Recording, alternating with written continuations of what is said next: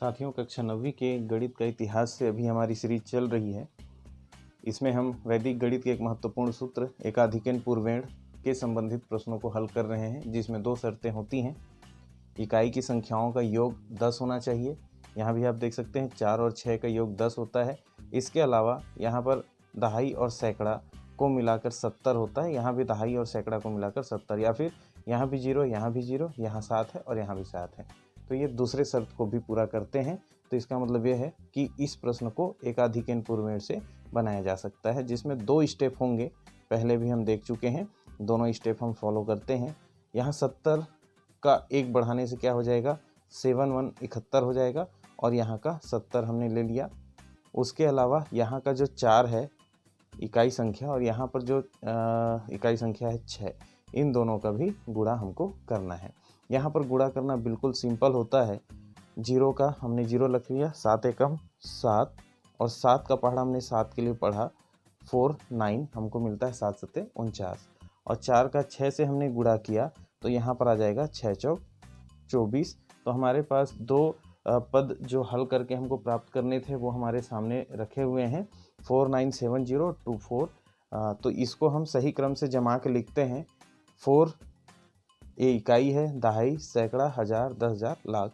अब इसी क्रम में हम जमा देंगे 497024।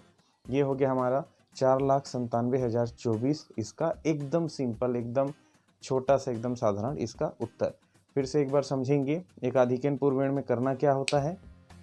इस विधि में जो भी पद दिया है, जो प्रश्न दिया है, उसके इकाई की संख्याओं का योग 10 होना चाहिए, जो कि 4 और 6 का योग करने से 10 होता है।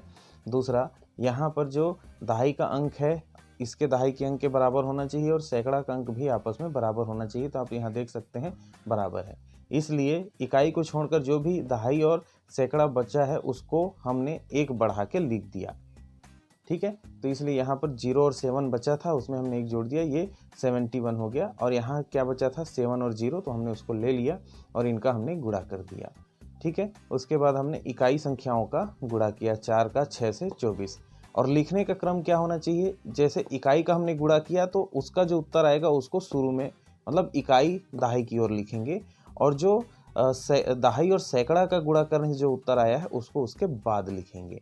मतलब यहाँ इकाई पहले होता है ना, इसलिए इसका जो गुणा करने से प्राप्त होगा संख्या उसको पहले लिखेंगे।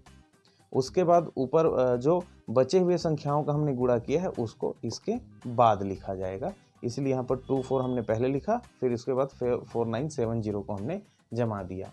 तो इस उदाहरण की सहायता से, उदाहरण नहीं है ये, आपके प्रश्नावली का ही प्रश्न है, इस प्रश्न की सहायता से अन्य प्रश्नों को भी आप हल करने का प्रयास कीजिएगा। धन्यवाद।